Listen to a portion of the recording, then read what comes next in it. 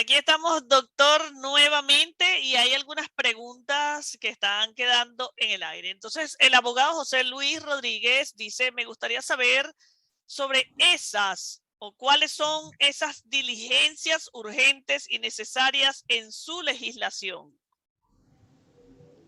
Para allá vamos ya, pero esas diligencias urgentes, precisamente ya las dije, es inspección al lugar de los hechos, inspección a cadáver, entrevistas interrogatorios. La manera, ahí voy, ya voy para los temas, la manera de que la fiscalía tenga conocimiento de un delito, pues la manera es mediante la denuncia o la querella, o hay unos informes especiales o informes de otra clase.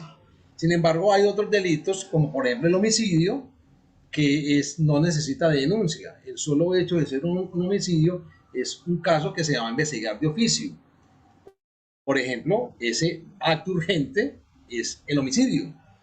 Cuando la comunidad llama al 123, a las centrales de emergencias de aquí de Colombia, pues informa que hay una persona que la mataron, hay un cadáver, ahí está la Policía Nacional que va y verifica los hechos, verificas que si haya muerto y si haya sido muerto violentamente. Ellos tienen unos roles de acordonar y custodiar el lugar de los hechos, mientras que la policía judicial se dirige a ese lugar. Ese sería, por ejemplo, un acto urgente. Pero otro acto urgente, por ejemplo, sería cuando una persona va a denunciar un hurto porque se introdujeron a una residencia y dentro de ese hurto pues dejaron unos elementos probatorios como huellas dactilares o huellas de zapato, y cuando la persona está denunciando esos hechos, pues precisamente cuenta, y un investigador, que se llama un investigador de acto urgente, se dirige a ese lugar, ¿a qué? A recolectar elementos probatorios. Ese es más o menos el ejemplo. Hay otra pregunta, doctor, y es de Lucy. Dice, ¿qué solución ha dado la justicia colombiana para contrarrestar el problema de nacimientos en las cárceles? No, no sé. Es un tema por fuera de mi competencia. Sonaría muy bonito hablar del Instituto de Bienestar Familiar, el estatuto carcelario y penitenciario, pero yo digo que en lo que conozco siguen naciendo, se dejan una temporada allá con sus madres para que después algún representante de esa madre lo cuide por fuera de la cárcel, ¿cierto? Y se evalúa de pronto una prisión domiciliaria, depende de muchas circunstancias en que de pronto pueda tener o pueda alumbrar en sus respectivos domicilios. Eso es más o menos lo que yo conozco, pero específicamente no, no más. José Simón dice, ¿por qué el uso excesivo de prisión preventiva en los sistemas judiciales es necesaria una reforma? Para evitar el nacimiento carcelario, saludos de Perú, José Simón. Yo digo que siguen como desconfigurados porque de pronto son fiscales que vienen de la ley anterior, de ese sistema inquisitivo. También tiene que ver que les miden su eficacia o eficiencia de pronto por las personas que le den medida de aseguramiento. Es como eso, que yo creo que no es lo ideal. Pero también tiene que ver la cultura o esa evolución de la sociedad como tal. Porque resulta que, o recuerden que para poder pedir una medida de aseguramiento hay unos requisitos. Y uno de los principales requisitos es que, por ejemplo, esa persona no le vuelva a hacer daño a la víctima, pues, o a las víctimas, porque las víctimas de una persona muerta pues son sus familiares. Entonces, que esas personas estén en peligro, que estén en peligro los testigos, y por ende está en peligro el proceso.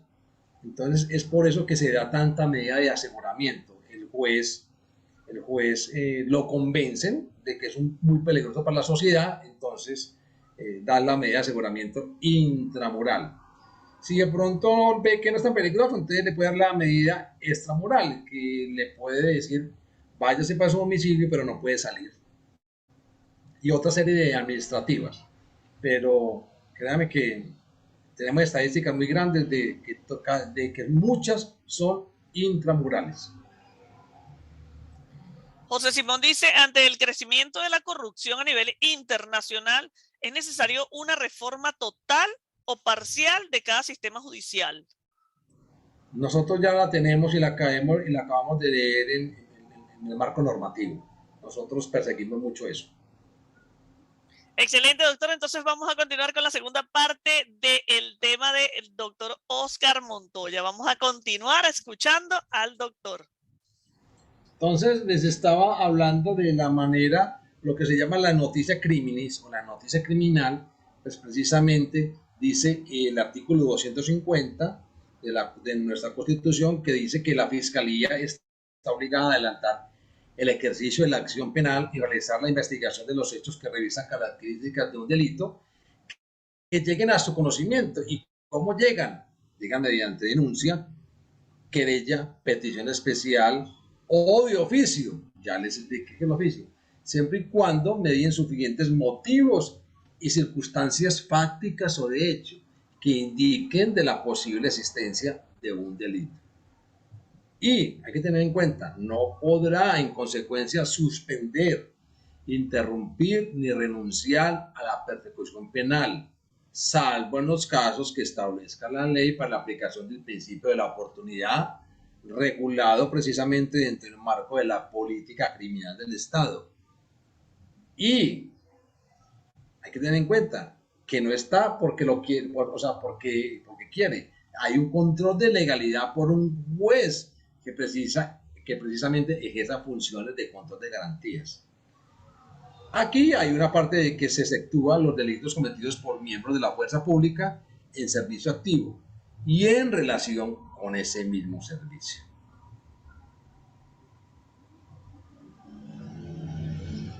Permítanme aquí que pase porque me demoro y se demora pasar. Hay que tener en cuenta algo. Todas las actuaciones de policía judicial se encuentran bajo la coordinación y dirección del fiscal. Eso lo tiene dispuesto el artículo 200 del Código de Procedimiento Penal. Y precisamente ese mismo artículo define a la policía judicial como la función que cumplen las entidades del Estado. O sea, la policía judicial no es organizacional o es de un organismo, no, precisamente es una función que cumplen esas entidades del Estado. ¿Para qué? Para apoyar la investigación penal. Y vuelve y nos dice, y nos dice, y nos dice, y nos repite, ojo, dependen funcionalmente del fiscal general de la Nación y sus delegados. La ley nos lo dice mucho, mucho.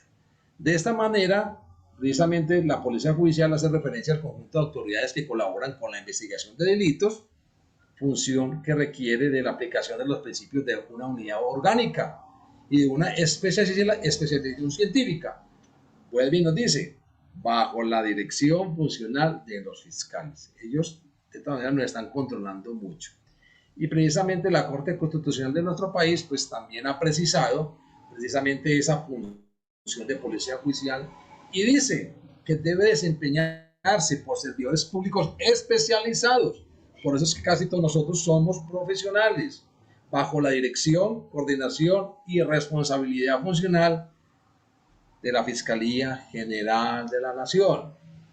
Entonces, desde ese punto de vista funcional, la Policía Judicial constituye un elemento necesario para la investigación y por ello queda dentro de la órbita propia de la función judicial del Estado. De otro lado, la Procuraduría General de la Nación y la Contraloría General de la República también cuentan con atribuciones de policía judicial, pero solamente referente a las funciones que ellos hacen. La Procuraduría investiga a servidores públicos y la Contraloría tiene que ver con los dineros. Ahí pues tenemos nuevamente el texto, en armonía con lo que yo acabo de decir, pues precisamente el ejercicio de las funciones de policía judicial relacionados con el control disciplinario de los servidores de la nación y el control fiscal que lo genera la Contraloría General de la República. Nosotros como policías judiciales pues nos rigen unos principios dentro de todas esas actuaciones. los principios rectores y garantías procesales están dispuestos en el Código de Procedimiento Penal y inspiran actuaciones precisamente de nosotros para poder realizar o intervenir en esa investigación y en ese proceso penal. Y son el respeto por la dignidad humana, el debido proceso, la libertad, la igualdad, la intimidad, la presunción de inocencia, el derecho de defensa y la lealtad e imparcialidad. Todo eso suena muy bonito, muy hermoso, y créanme que se tiene que cumplir, porque si no se cumple, a los que nos van a investigar son a los servidores. También este nuevo sistema penal acusatorio reclama una atención muy especial a las víctimas, donde usted debe de colocarle presente que como víctima tiene unos derechos, inclusive hay también tiene unos deberes y unas obligaciones. Inclusive hay un formato de policía judicial que está numerado como el FPJ 31, el derecho de las víctimas, donde usted se las explica y lo hace firmar, que coloque su huella de que entendió esos derechos como tal. Los miembros investidos con esta función de policía judicial también debemos de cumplir y estar ceñidos a unos criterios, el criterio de necesidad, de ponderación, de legalidad y de razonabilidad para evitar excesos y omisiones contrarios a la función pública, porque recuerden que nosotros también podemos cometer un delito o por acción o por omisión. Aquí es lo mismo, donde tenemos que tener en cuenta en respetar los principios de legalidad, o sea, siempre actuar bajo el imperio de la ley, respetar la órbita privada de las personas y su intimidad, solamente adoptar medidas necesarias y eficaces para la conservación y el restablecimiento del orden público. Tenemos que actuar con medidas proporcionales y razonables. Tenemos que ejercer el beneficio del libre ejercicio de las libertades y derechos ciudadanos, garantizar derechos o tratos iguales a todos los ciudadanos y respetar el ejercicio legítimo de los derechos por parte de los ciudadanos. Yo más o menos ya les dije lo que dispone y cómo define el Código del Procedimiento Penal a la policía judicial. Sin embargo, vuelvo y nos dice, y en rojito pongo dos palabras claves: función. Es esa función que cumplen esas entidades del Estado para apoyar la investigación penal. Y mire que vuelve y nos dice, pero dependemos bajo la coordinación, dirección fiscal que está conociendo el caso. Es de anotar algo: en este nuevo sistema penal acusatorio, el fiscal no va al lugar de los hechos. El fiscal no puede salir de su oficina, mientras con el sistema penal, el sistema inquisitivo, anterior, el fiscal sí salía a los lugares de los hechos.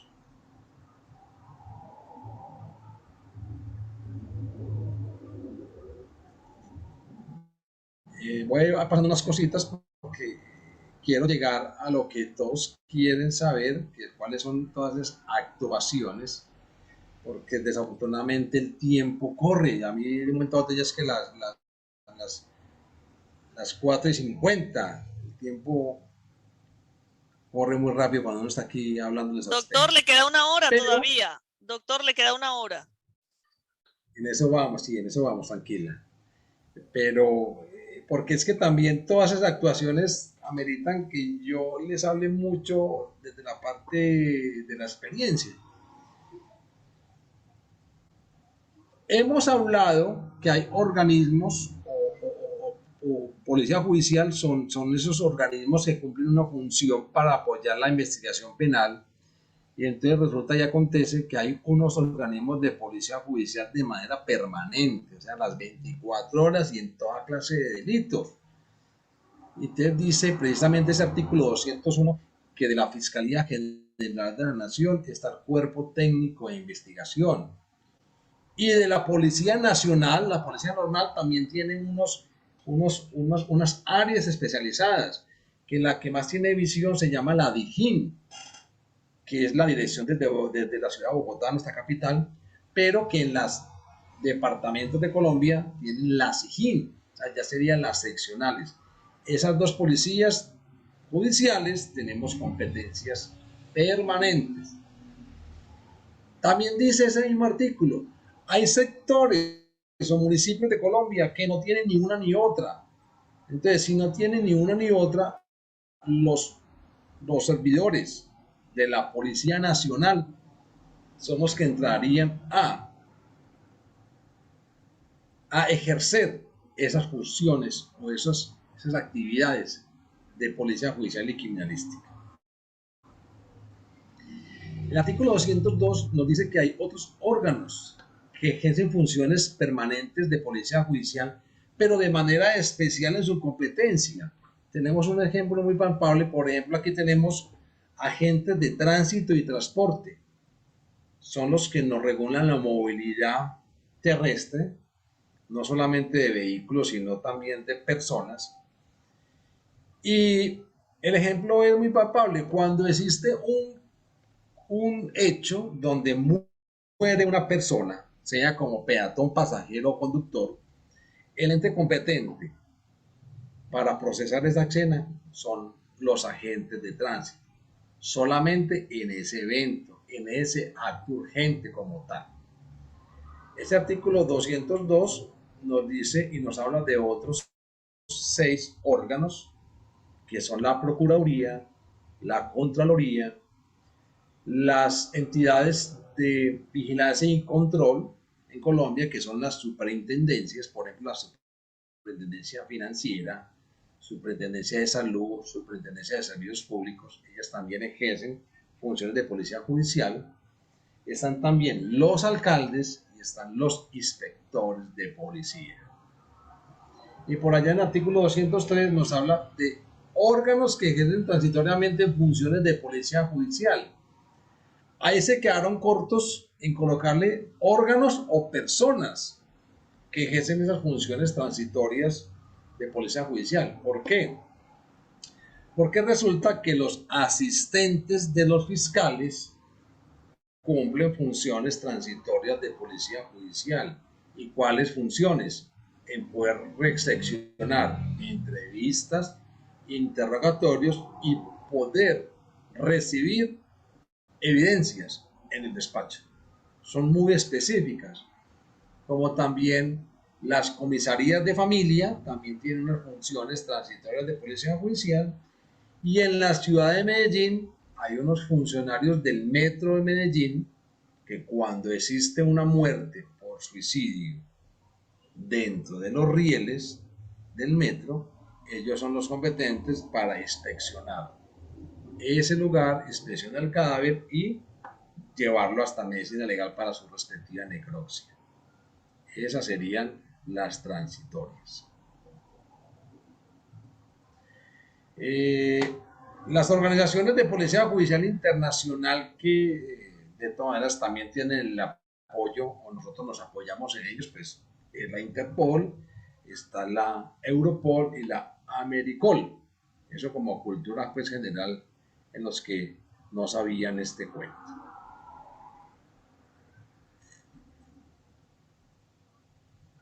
Ahora sí, procedimientos de policía judicial.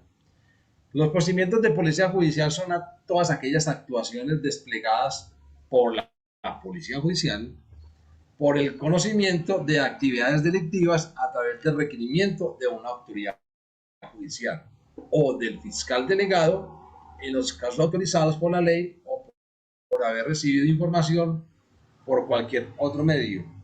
Miren que, por ejemplo, nosotros también nos apoyamos en los noticieros o en las noticias.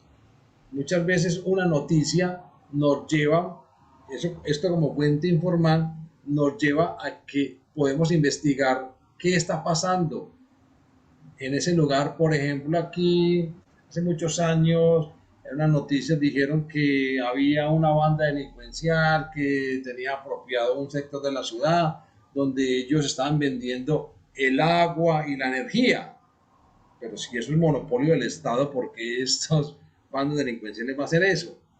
Pues precisamente se hizo la investigación y se capturaron muchas personas de esa banda porque pues eso es un monopolio del Estado. De todas maneras se estaban hurtando el agua y la energía estatal para vendérsela a una comunidad como tal. Precisamente la ley permite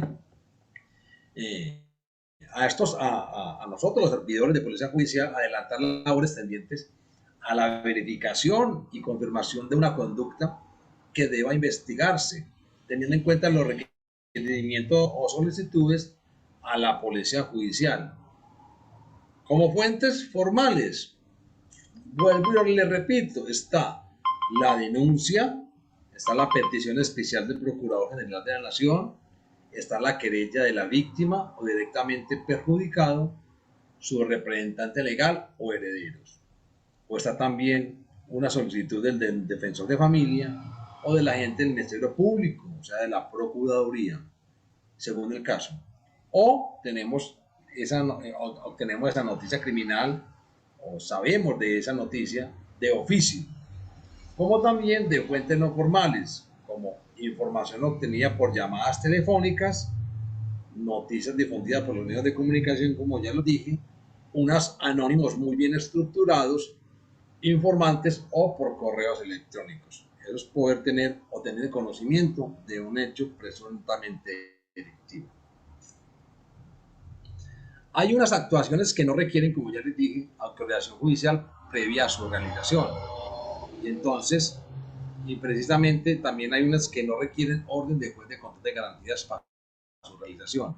Lo acá se procede al desarrollo de las actividades de indagación en los actos urgentes o con orden de fiscal del caso. Nuevamente, los actos urgentes también están dispuestos en el artículo 205 del Código Penal. Y precisamente, actuaciones realizadas de forma inmediata por la policía judicial que tienen por objeto evitar la pérdida o alteración de los elementos o las evidencias. Y como ya les había dicho, es la inspección en el lugar del hecho, la inspección al cadáver, entrevista, conocimiento de los hechos a través de las noticias criminales, fuentes formales o no formales, de los cuales se infiera la posible comisión de un delito. Diligencias que deben de tener orden de fiscal. Tenemos diligencias de exhumación. En Colombia dicen que todavía hay 25.000 desaparecidos y de pronto esos desaparecidos pues resultan en una fosa común, donde esa fosa común hay que hacerle exhumación para poder lograr la identificación de esos restos. Tenemos el reconocimiento de fila de personas, el reconocimiento por medio de fotografías, interceptaciones de comunicaciones, allanamientos y registros, registro en medios electrónicos similares y retención de la correspondencia, diligencias con orden de fiscal. Determinar la procedencia de cada uno de estos actos de investigación está directamente relacionado con el programa metodológico. No es dentro de ese acto urgente, es con programa metodológico bajo órdenes de policía judicial. Y este es una herramienta de trabajo que, como ya les dije, surge de una reunión que tiene el fiscal con los miembros de la policía judicial, donde precisamente ya les había informado, se determina los objetivos de esa investigación.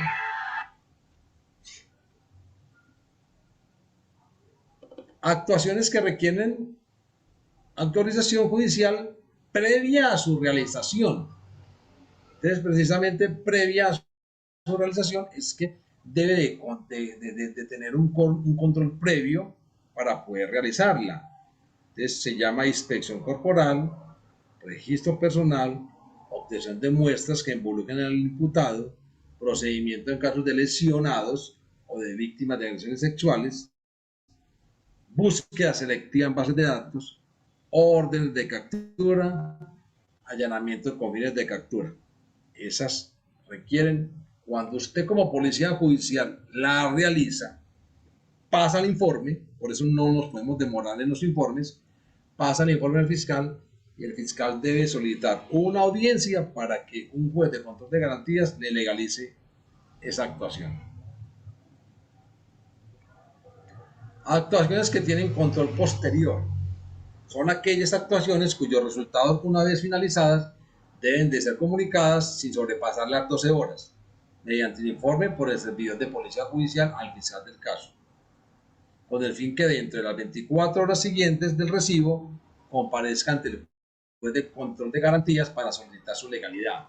Nuevamente, allanamientos, retención de correspondencia, interceptación de comunicaciones, recuperación de información producto de la transmisión de datos a través de las redes de comunicaciones, registros a equipos electrónicos o dispositivos de almacenamiento, vigilancia y seguimiento de personas, vigilancia de cosas, actuación de agente encubierto, entrega vigilada, capturas y búsqueda selectiva en bases de datos.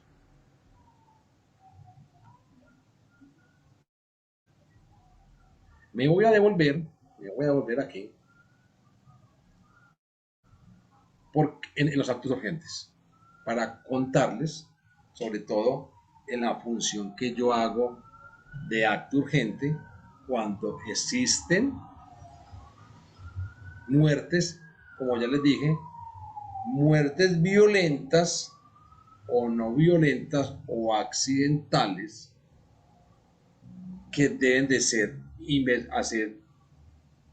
que deben de ser investigadas porque puede existir dudas sobre la manera de la muerte. Cuando hablamos de manera de la muerte, estamos hablando, como ya lo dije al principio, estamos hablando del homicidio, el suicidio, la muerte accidental o una serie de muertes naturales que por duda de un médico no la va a tramitar como natural porque existe duda sobre todo qué causó la muerte, ¿cierto? Porque pues, sobre todo en personas ancianas, pues es muy fácil deshacerse más fácil de un anciano que de una persona joven, porque por ejemplo el mismo anciano por estar enfermo va a decir por favor máteme, colóqueme la almohada, colóqueme cualquier cosa, pero entonces eso está prohibido. Entonces aquí en Colombia yo ya les dije que hay dos policías judiciales que tienen precisamente esa labor del acto urgente. Está el Cuerpo Técnico de Investigación y está la SIJIN. En Colombia, como yo les dije al principio, yo presté turno o presté guardia hoy de 6 de la mañana a 2 de la tarde. En la mañana, pues no tuvimos ningún caso de que teníamos que ir a procesar ni ningún lugar, ni ningún cadáver. Hago un paréntesis. Nosotros, aparte de ir también a procesar cadáveres, también procesamos lugares cuando hay un delito que se llama tentativa de homicidio. De todas maneras, la persona está lesionada, pero nos dicen en la parte médica que esa persona tiene muchas posibilidades de morir. Entonces está el homicidio en la modalidad de tentativa. Entonces nosotros vamos y procesamos la escena. Procesamos común y corriente como se procesa una escena con todos los parámetros y todos los protocolos de procesamiento de la escena. Y pasamos un informe de policía judicial que se llama el acta de inspección a lugares.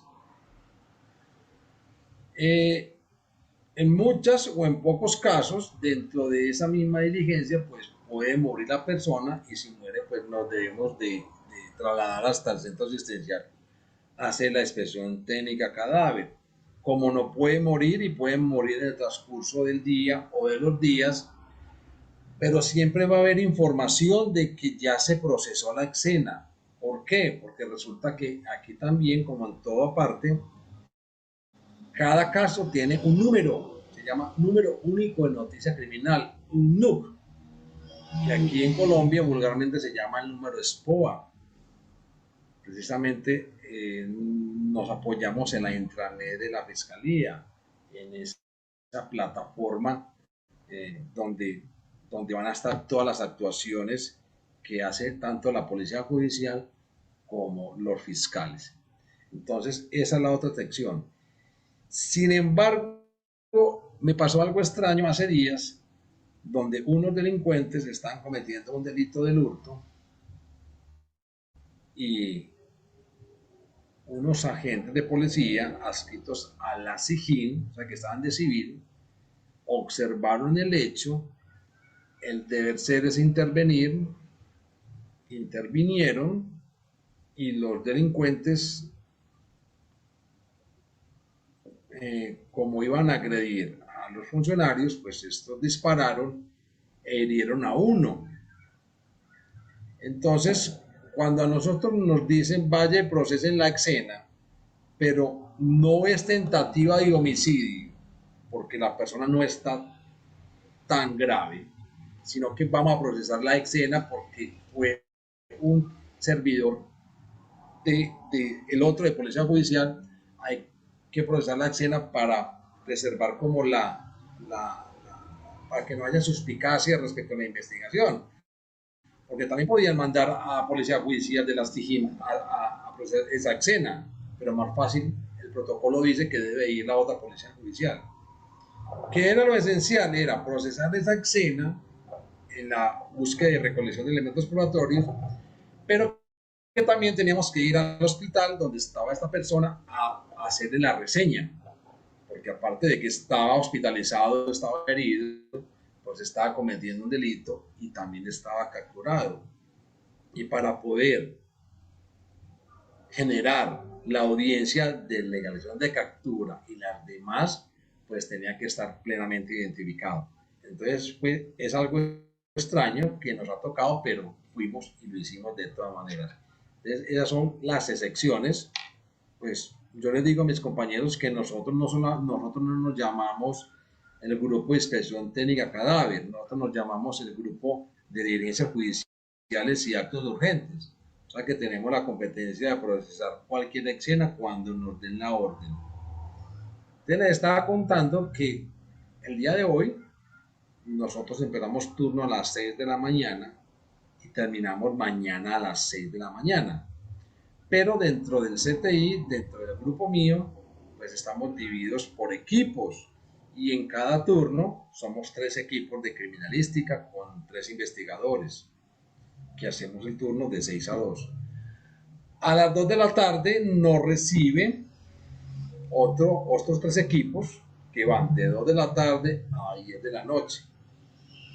Pero la jurisdicción de nosotros siempre es grande. Nosotros atendemos 10 municipios, en lo que llamamos en Medellín el área metropolitana. Siempre son mucha población, aproximadamente le coloco yo una población de 4 millones de personas. Por eso es que de todas maneras existen muchos casos para procesar. Cuando las personas que van del turno de 2 a 10 terminan, pues cogen otros 3 grupos del CTI hasta las 6 de la tarde. A las 6 de la, perdón, a las 6 de la mañana. A las 6 de la mañana ya entra la otra policía judicial, que es la SIJIN, y ya ellos tienen las 24 horas para procesar todas las diligencias de homicidio de esa área metropolitana. Es de anotar pues que nosotros tenemos buena logística, tenemos buenos carros, tenemos buena logística. Nosotros en esa labor estamos uniformados, tenemos todos los equipos de criminalística adecuados. Por allá decía un director mío que nosotros tenemos que estar como los bomberos, siempre disponibles cuando estemos en un turno. O sea, realmente nosotros permanecemos uniformados y dispuestos a que cuando llega la información a nosotros que hay un caso en determinado lugar, a nosotros nos miden tiempo de respuesta. El área metropolitana siempre es grande, pero Medellín como tal sí es pequeño. O sea que un tiempo de respuesta en Medellín, sin embargo, pues Medellín es un valle, se llama el Valle Aburrá, tiene muchas montañas, pues si el lugar de los hechos es una montaña, pues el tiempo de respuesta va a ser con mucho más tiempo. pero normalmente el tiempo de respuesta para llegar a un lugar de los hechos no es más de una hora. Pienso yo que media hora, 15 minutos, depende también de la hora en la que estemos, si es una hora pico o si es una hora de noche, pues vamos a tener mucho más rapidez en llegar a un lugar. Les hablo un poquitico de los formatos de policía judicial, que así vengan, esos formatos vengan desde la ley anterior, pues a medida que esto va evolucionando, pues no eran tantos, han sido 10, han sido 15, y a medida que va evolucionando esta criminalística o este proceso penal acusatorio, pues se van creando más formatos. Ahora ya tenemos 37 formatos de policía judicial. Tenemos el primero que se llama el reporte de inicio, donde da cuenta de que hay un supuesto delito, que nos van a dar un número de expediente o un número único de noticia criminal, donde nos van a decir qué fiscal específico con un código de fiscal. Aquí los fiscales son locales, seccionales, especializados, fiscales delegados a los tribunales y delegados ante la Corte Suprema de Justicia, pero los que con nosotros trabajamos son los fiscales locales, seccionales y especializados. En actos urgentes solamente hay locales y seccionales, y cada fiscal tiene un número, como decir fiscal 250 seccional o fiscal 4 local. Entonces ellos también entran en unos turnos como tal, entran en unos turnos y son los que nos dirigen a investigación, pero solamente lo sabemos que nos está dirigiendo. Ya después, cuando nosotros terminamos todas nuestras actuaciones de actos urgentes, es que vamos donde él a entregarle la carpeta como tal y a contarle qué fue lo que pasó. Él se lee su carpeta, recibe la información, y si él vislumbra que hay que hacer algo más o se nos quedó algo como policía judicial. Ejemplo, yo una vez en un lugar fui a procesar un cadáver que estaba desmembrado. Estaba de noche, estábamos en una montaña y resulta que yo no pude encontrar la cabeza. La cabeza no la encontré. Y si no la encontré, pues me voy del lugar, ¿cierto? Porque no la encontré. Hice todo, desplegué todos los métodos de búsqueda y todo lo pertinente para encontrar la cabeza, pero no lo logré. Pero estaba de noche. Cuando hicimos todos los procedimientos y todo, y fuimos a entregarle al señor fiscal, ¿qué dijo el señor fiscal? Dijo: van a tener que esperar a que amanezca y con la luz del día ir a buscar otra vez. Entonces tuvimos que esperar que amaneciera, que hubiera buena luz, y precisamente el fiscal tenía mucha razón. Con esa buena iluminación de la luz día encontramos la cabeza. Entonces, precisamente, como hace mucha diferencia, ese fiscal nos dirige, nos controla técnico científicamente también, ¿cierto? Ellos, de todas maneras, todos los fiscales son abogados, y son abogados especialistas en el derecho penal, y también tienen que saber mucho de criminalística. ¿Tienen alguna pregunta hasta el momento? Duri. Sí, doctor. Una no, tiene unas cuantas, doctor. Desde las 5 de la tarde estos muchachos están muy animados haciendo preguntas, y yo creo que ha llegado el momento de que comencemos a hacerlas. No sé si usted me dice si ahorita, porque hay No, bastantes. pueda de una vez, porque acá de que el tiempo va volando. Sí, sí, no, y me encanta porque cuando es muy importante todo lo que usted tiene en las láminas y lo que va comentando, pero las preguntas a ellos siempre para mí son importantes y relevantes de que se les respondan. Doctor, fíjese, dice por acá Jason, saludo. Doctor, en cuanto al proceso de investigación, ¿cómo determina la gravedad? ¿Tienen niveles específicos de evaluar y personal en específico para trabajar los casos? Sí, o sea, todo el cuerpo de investigación está manejado por áreas. Le coloco ejemplo: está el área de vida que investiga los homicidios, está la estructura que investiga muchos delitos, como por ejemplo el hurto, las cuestiones económicas. Está, por ejemplo, el área de informática forense, que investiga los delitos informáticos, está el área de la violencia intrafamiliar, el área del abuso sexual, y todos los investigadores que están en esas áreas pues son especialistas en esos delitos. Sin embargo, uno como policía judicial, como servidor, lo pueden estar trasladando de una unidad a otra. Así no sea especialista, pues es investigador criminalístico. Cuando llega a ese lugar, pues tiene que conocer el delito, pero se entrena para conocer el delito y ya se vuelve experto. Por acá Ángela nos dice, ¿alguna vez un criminólogo se ha saltado alguna vez una ley en Colombia? Claro que sí, es que todos no somos perfectos y existe la corrupción y todo ese cuento. Recuerden que según la terminología que tenemos en Latinoamérica, entonces para nosotros en Colombia el criminólogo es el que estudia la conducta humana, ¿cierto? El criminólogo o dentro de la criminología, ¿cierto? Nosotros somos criminalistas, pero claro, muchas veces sea por acción o por omisión. Por acá Luis Largo dice, doctor, una pregunta. Si uno está realizando inspección a cadáver como policía judicial y la penal está encargada de nuestra seguridad y hay cruce de disparos y dejan solo al personal de PI, ¿eso sería omisión? No, yo le entendí más o menos a lo que refiere. Por ejemplo, el primer responsable, que la mayoría de los casos en Colombia son Policía Nacional, Policía de Vigilancia, Policía Nacional, ellos tienen un deber funcional que cuando hay un hecho delictivo, ellos tienen que saber que tienen que acordonar el lugar de los hechos y que tienen que custodiar. Antes de que llegue la comisión judicial, tienen que estar custodiando los elementos probatorios y el lugar como tal. Cuando llega la comisión judicial, ellos también tienen un formato de policía judicial que se llama el primer responsable. Está numerado como el 4.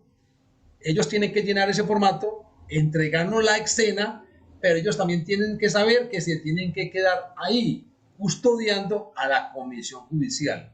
Sí, hace muchos años, dentro de esas diligencias, la parte delincuencial se enfrentaba con nosotros con arma de fuego. Pero nosotros nos resguardamos entre las dos entidades, entre la Policía Judicial y entre el CTI. Marco Antonio, tú eres embajador, si no me equivoco, y sabes cómo es la mecánica. De igual manera, recuerden que con sus administradores de grupo ustedes van a conseguir esta información. Fernando Guadalupe dice, cuando se están realizando esas conductas delictivas y que se entera la policía judicial en su país, ¿cuál es el mecanismo para realizar la investigación? Y si ustedes realizan, como en el caso de México, un informe de IPH y posteriormente se canaliza a la Policía de Investigación o el área de inteligencia según la dependencia. Sí, yo conozco los IPH, informe policial homologado de los mexicanos. Pues yo ya les dije que aquí en Colombia se llaman los formatos de policía judicial, pero recuerden que les hablé del acto urgente, ¿cierto? Porque de pronto hay delitos que no ameritan el acto urgente, sino que dan espera a que la persona coloque la denuncia, que esa denuncia pase ante un fiscal radicado y ese fiscal radicado bajo el programa metodológico y bajo orden de trabajo se empiece la investigación. Si el hecho como tal amerita el acto urgente, pues va ese proceso al acto urgente y la manera de poder comunicarnos con el fiscal son bajo formatos de policía judicial. Estos formatos de policía judicial pues no son solamente para policía judicial, porque por ejemplo el primer responsable, la manera de poder entregarnos una escena es bajo el formato de policía judicial primer responsable. ¿Y a quién se nos entrega? A la policía judicial. Lo mismo que existen formatos para solicitar una historia clínica, para solicitar unas cámaras de seguridad, para realizar un arraigo, para solicitar un médico para que nos examine a un detenido y muchas cosas así. Pero todos estos formatos es de comunicación, no solamente para la policía judicial, sino pues para entidades externas o internas. De Alonso Paz dice, doctor, buenas tardes desde Perú. En el levantamiento del cadáver, según el CPP, se debe realizar por el fiscal, el médico forense y el personal policial.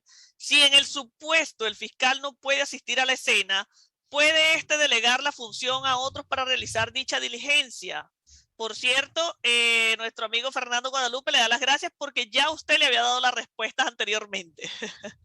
Gracias, sí. Nuevamente yo sé que me está hablando de otro país, donde de pronto están con unos sistemas antiguos. Desde Perú, En Colombia, Alonso Paz, esta de la pregunta es Alonso Paz desde Perú. sí, en Colombia, yo le digo, el fiscal no va al lugar de los hechos, no va.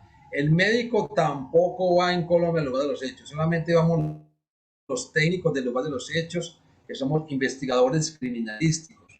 Nosotros hacemos todas las labores y pasamos los informes al fiscal. El cadáver va a una diligencia que se llama la necropsia médico-legal, ¿cierto?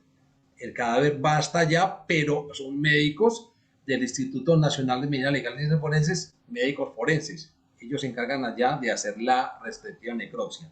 Solamente al lugar de los hechos vamos los investigadores criminalísticos.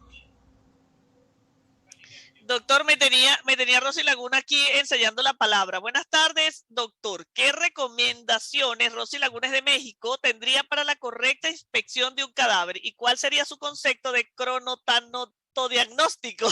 Muchas gracias. Cronotanato diagnóstico. Inclusive nosotros en el formato de policía judicial, acta de inspección técnica cadáver, tenemos esa palabrita. Es duro y es muy fácil dividirla en tres para que la vaya usted ensayando. Crono, tanato, diagnóstico, ¿cierto? El crono es el tiempo, el tanato es el muerto y el diagnóstico es lo que vemos, los signos que vemos en el cadáver.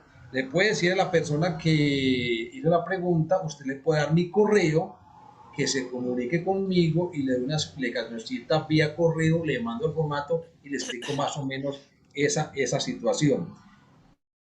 Afortunadamente me lo dijo ya como lo decimos en Colombia y en muchos países, porque hay muchos países que todavía se quedaron con el levantamiento de cadáver. No, precisamente estamos hablando de la evolución de la policía judicial en los sistemas acusatorios. Ya nuestros protocolos y nuestras guías nos dicen que son inspecciones técnicas a cadáver y inspecciones integrales al lugar de los hechos. ¿Por qué? Porque lo tenemos que hacer con minucia, con metodología y completamente el lugar, tanto el lugar como el cadáver, bajo unos protocolos, unas metodologías especiales. Por eso es que ya son inspecciones. Gracias, doctor, por el aprendizaje. Acabo de aprender hoy algo nuevo. Crono, tiempo, tanato, muerto y diagnóstico. Lo aprendí fácil. Gracias, doctor. iPhone dice, ¿hay alguna penalidad para los que violan la ley en el sistema? Claro, nos investigan penal y disciplinariamente y nos dan muy duro por ser servidores.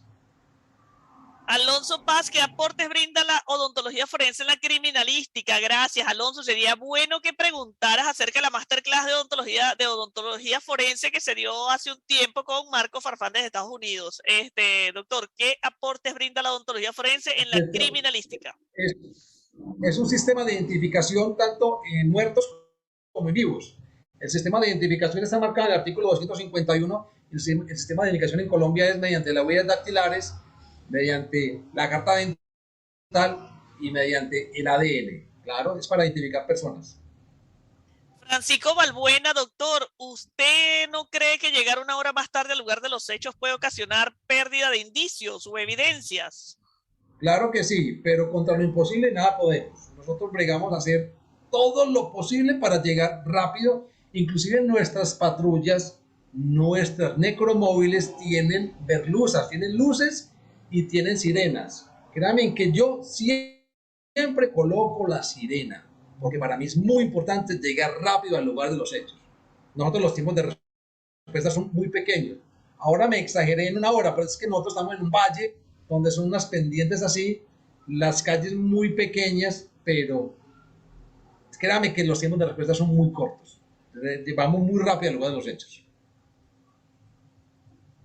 Doctor, por cierto, Rosy, en un momentico les envío el correo del doctor Oscar a todos por el chat. En un ratito se lo envío, pero me dirijo a Rosy, que fue la que hizo la pregunta, y el doctor le va a responder a ella directamente. Emil se dice, profe, ¿cómo podemos saber cuánto tiempo lleva fallecida una persona? Emil, se te digo que te vamos a invitar al canal de YouTube, donde está la masterclass del doctor, que estuvo espectacular, de inspección técnica a cadáver. Ya me lo aprendí, doctor. Así es que ahí vas a conseguir toditas esas respuestas. Pero no sé, de igual manera, doctor. Pero precisamente ese es el tanatoconolodiagnóstico, donde uno inicialmente evalúa si ese cadáver tiene livideces, si la rigidez la tiene, o si está flácido, si empieza con rigidez parcial, si tiene rigidez total, o si tiene una serie de aspectos destructores del cuerpo, ¿cierto? Hay una serie de cosas, porque resulta que uno se empieza a... esa rigidez empieza de la cabeza hacia los pies y empieza, por ejemplo, con los párpados. Los párpados empiezan a volverse rígidos, lo mismo que la nuca, ¿cierto? Pero existen unas técnicas para nosotros en el lugar de los hechos. Ya precisamente cuando le hacen la necropsia, ahí con más certeza van a saber cuál fue la hora de la muerte de esa persona. De igual manera, en un ratito yo les paso el enlace también del canal de YouTube para que ustedes puedan ver las masterclass, para quienes no hayan visto la clase de inspección técnica del cadáver, que estuvo espectacular, del doctor Oscar. Antonio Vilcarino, si es el Antonio Vilcarino, embajador nuestro, qué gusto saludarte, Antonio, y sé que es de Perú. Dice, profesor, una consulta, ¿y qué pasa si el fiscal no encuentra la cabeza del cadáver? ¿Qué medida se precede? Ese espacio más me impresiona en las ponencias. Mi saludo para el licenciado. Gracias, Antonio. Recuerden que hay una máxima del derecho, que contra lo imposible nada podemos. Ya hablamos de sistemas de identificación. Si no está la cabeza, no puede estar entonces la parte dental. Pero ¿qué tenemos? Tenemos las huellas dactilares y el ADN. Podemos identificarlo por ese lado también. Pero de todas maneras, recuerden que cuando una persona se desaparece, que no es normal que se desaparezca unos 2 o 3 días, pues los familiares van a colocar la denuncia del desaparecimiento de esa persona. Entonces, por ahí nosotros nos enlazamos cuando encontramos personas que no están identificadas porque no tienen la cédula de ciudadanía. Entonces, créanme que casi todos quedan identificados. Emil se dice, y profe, ¿cuándo se podrá hacer el levantamiento del cuerpo? ¿Cómo hay que? ¿Cuándo? ¿Cuándo? ¿Cuándo? Ajá.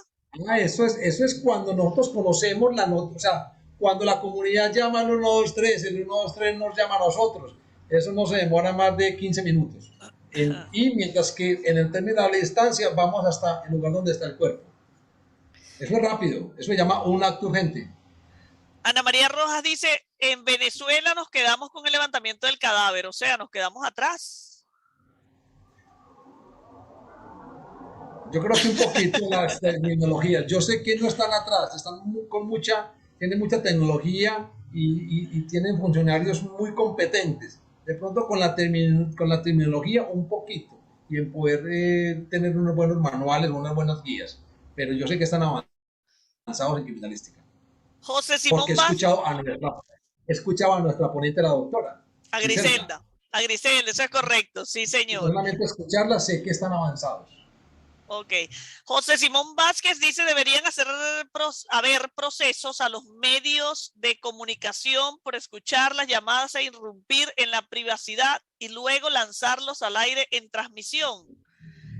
Deberían haber procesos a los... ya entendí. Deberían haber procesos a los medios de comunicación, es decir, procesarlos por escuchar las llamadas e irrumpir en la privacidad y luego lanzarlos al aire y transmitirlo. Ay, sí, de eso aquí hay un cable largo que cortar, sí, señor. Pero acuerde que hay un derecho a la información y un derecho del periodismo y muchas cosas más, ¿no? Eso es imposible. Tienen muchos derechos. Sí, señor. Abogado José Luis Rodríguez dice, saludos. ¿Por qué en el momento de ingresar el cadáver a la morgue, a veces llegan desprovistos de indumentaria, la cual es desechada antes de la inspección técnica?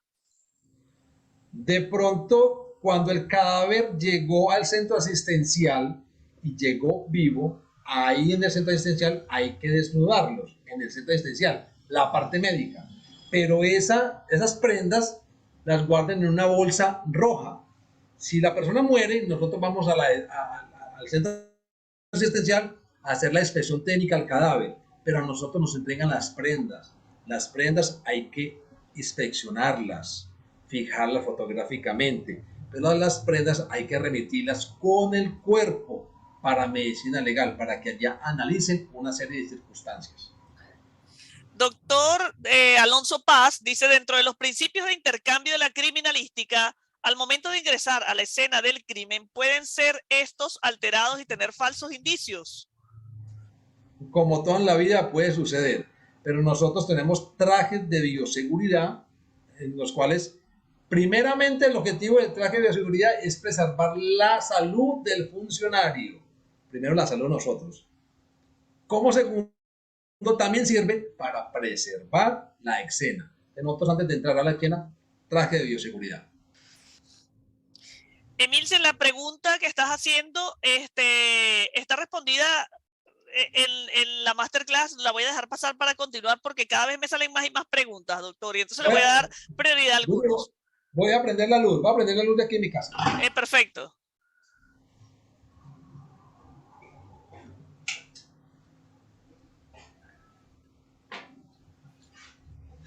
Creo que ahora sí se ve más. Ahora sí. Dice José Simón, ¿cómo proceder ante la ausencia de la fiscalía para el levantamiento del cadáver? Porque aquí tenemos el problema de que la fiscalía tarda demasiado y el cadáver queda expuesto al público. Esos son ya labores administrativas como tal.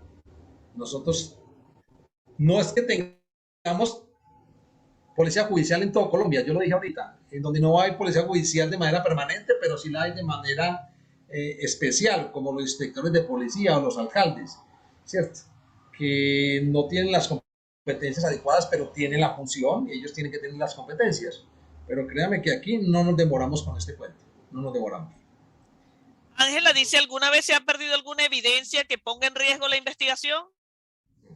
Como todo en la vida puede suceder, eso es lo más delicado que puede haber. Por eso el cuidado de las evidencias, precisamente bajo los parámetros de los manuales de cadena de custodia.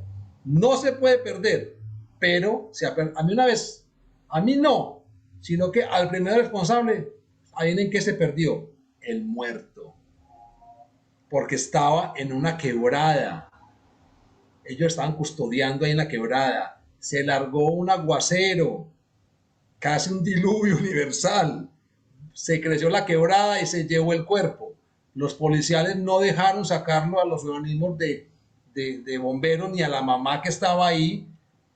De pronto se excedieron en eso y no conociendo la ley, porque cuando se va a perder un elemento, el primer responsable puede rescatarlo antes de que se pierda. Bajó la avalancha y se perdió el muerto. O sea que cuando nosotros llegamos ya no había muerto. Por lo tanto, no hicimos nada. Doctor Emilce tiene una última pregunta. Hasta ahora creo que es la última y las hemos respondido todas. Otra pregunta, profesor. ¿Cómo se puede saber que el cadáver fue abusado sexualmente? Por los móviles del hecho, primeramente por la información. Otra, porque es que a nosotros en el lugar de los hechos nos prohíben desnudar el cadáver, no podemos hacerlo por la intimidad del cadáver. Pero usted tiene una serie de información, una serie de móviles. Entonces, de pronto usted va a ver que de pronto en esa persona usted medio le mira la parte de la cintura y, por ejemplo, le ve los interiores enrolladitos. Quiere decir que se los bajaron y eso lo subieron ahí. Eso de pronto es un indicio que dice, esta persona pudo haber sido abusada sexualmente, ¿cierto? Pero más que todo es por los móviles en la información, ¿cierto? Pero siempre en medicina legal uno va a solicitar siempre los exámenes sexológicos. Y allá en medicina legal le hacen lo pertinente. Claro. Ángela dice, y eso tiene una sanción, pero no sé si se refiriera a su pregunta. Dice, ¿alguna vez se perdió alguna evidencia? Ajá, si eso tiene una sanción, el que se le pierda una evidencia, pregunta Ángela. Disciplinaria y penalmente, claro que sí. Esto es una labor de mucho cuidado. José Simón pregunta, ¿existe el crimen perfecto?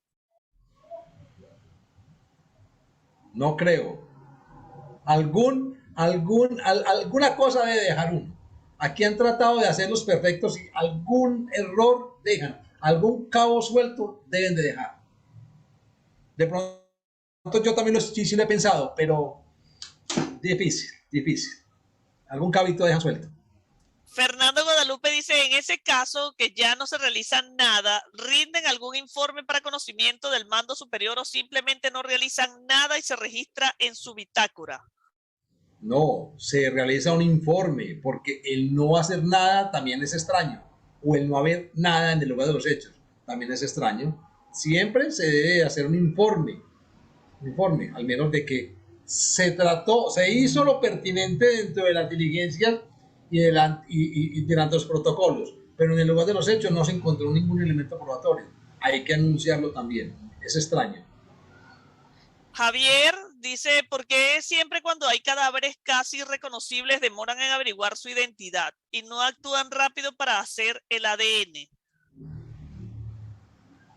Porque es que eso según las circunstancias de los hechos. De pronto nadie ha denunciado a esa persona. ¿Qué va a saber el Estado de que está desaparecida, por ejemplo? ¿Cierto? Es difícil. De todas maneras, para hacer una identificación por ADN, pues tiene que haber quién, un familiar muy cercano para al menos sacar. Acuerde que son elementos dubitados, que es el que tiene la duda, y indubitados, que no genera duda. Entonces, si usted solamente tiene el dubitado, que está generando la duda, ¿de dónde va a sacar una referencia para poder hacer la comparación? ¿Cierto? Entonces, son casos muy específicos.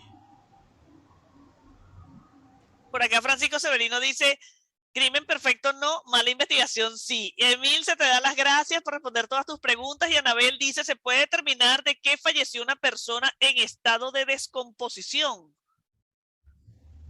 Medicina forense, médicos forenses, claro que sí. Doctor, creo que ya hemos respondido todas las preguntas y están bien agradecidos. Muchas gracias. Miren, he visto preguntas de personas que no habían preguntado en alguna oportunidad. Javier Lancinor, no lo conocía, o por lo menos no había mencionado su nombre y ha hecho preguntas. Me encanta eso. Por acá dice Alonso, doctor, en su jurisdicción, ¿quiénes realizan la cadena de custodia de evidencias? Por dar un ejemplo, ¿cómo se custodia un casquillo de munición? Gracias. En el acto urgente, todos los elementos probatorios tienen que ser sometidos a cadena de custodia. Nosotros tenemos un manual de cadena de custodia, lo pueden buscar en la página de la Fiscalía General de la Nación en Colombia. Ahí está el manual de policía judicial y está el manual de cadena de custodia. Un casquillo nosotros le llamamos vainilla.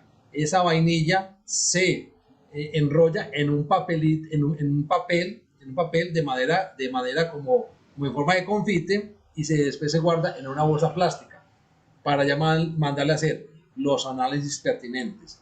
Recuerden, pueden obtener el manual de cadena de custodia o el manual de policía judicial en la página de la Fiscalía General de la Nación en Colombia. Y les quiero mostrar, este es el libro mío, la última edición. En México, los que estén en México me pueden decir dónde lo obtienen, y en Perú, pues próximamente estará para Perú. Claro que ya Duri lo tiene, ya lo tiene el comisario, porque el comisario me estuvo visitando en Colombia y por ahí mandé unos libritos. Aquí está, doctor. Aquí les muestro el libro. Aquí está para quien desee, quien esté aquí en Perú. Aquí está el libro del doctor. Excelente libro. Ya pronto le hacemos la recomendación para que el doctor tenga su publicidad también. Y claro que sí, bueno, gracias a todos ustedes por esas excelentes preguntas. Me encanta cuando están todos así súper interesados, doctor. No lo dejaron ni siquiera terminar sus láminas, pero creo yo siento que la necesidad de ellos de preguntar, de hacer este tipo de preguntas, de participar es tan importante como lo que teníamos programado, lo que se tiene en las láminas. Yo creo que esas dudas, siempre pienso que las dudas son mejor aclararlas. De verdad que sí, muy contenta cuando el panel está así de activo y está tan interesado. Y como siempre, doctor, esperamos tener y contar con su participación para el año 2022, que tenemos nuevas propuestas, de verdad que sí. Y bueno, ya saben, para quienes quieren el libro, aquí en Perú lo pueden conseguir también. Así es que a través de sus administradores de grupo, le pregunto, no me vayan a preguntar a mí, a sus administradores de grupo le preguntan cómo hacemos. A los que están en Perú, en México, el doctor también tiene una persona en México que lo puede hacer llegar. Gracias a todos ustedes, doctor. Despídase, porque sí nos vamos a unos 5 minuticos de descanso, porque al regreso vamos a estar con Carlos Avendaño. Un placer haber estado y haber compartido con ustedes. Siempre estoy a la orden. Les voy a dejar mi número telefónico por si me quieren escribir, y Duri les va a dar mi correo. Entonces estoy presto a cualquier cosa que requieran de mí, con mucho gusto, y nos vamos a seguir viendo en las masterclass, en los diplomados y todos los cursos que hace esta excelente CC Pacasia. Así es, doctor. Con el favor de Dios tenemos un 2022 muy prometedor, y además con estudiantes maravillosos.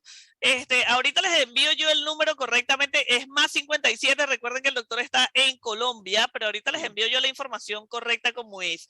¿Cómo acceder para tener el libro? Ya les vamos a decir, Antonio, ya te vamos a explicar, y si no, se lo decimos a través de tu administrador de grupo y yo contacto al doctor. No te preocupes, que ya te vamos a contactar. Sí, +57, eso es correcto. Doctor, muchísimas gracias. Besitos para usted, para su familia. Cuídese, por favor. Que tenga una feliz Navidad, que de igual manera le estaré haciendo la llamada unos días antes. Mil bendiciones, y de verdad que muchísimas gracias. Hola, Sayuri, por fin encendiste la camarita.